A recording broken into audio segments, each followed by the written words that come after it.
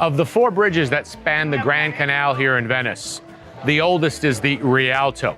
It's also the most famous.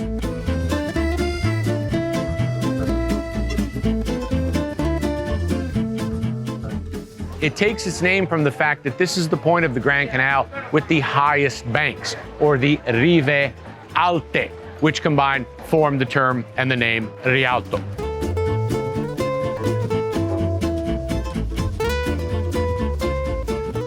Three staircases, the central of which is the widest, and then stores located on both sides of the outer ramps that you actually see. The Rialto was the commercial center of the city of Venice back in the Renaissance, but today it's one of the more popular tourist attractions of the city, and most of these shops are in fact selling souvenirs.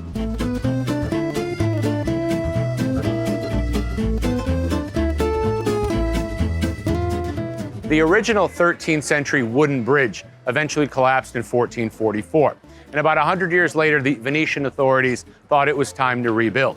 So they considered proposals for a new bridge by architects of the caliber of Andrea Palladio, of Jacopo Sansovino, of Vignola, and even the great Michelangelo, who submitted a design.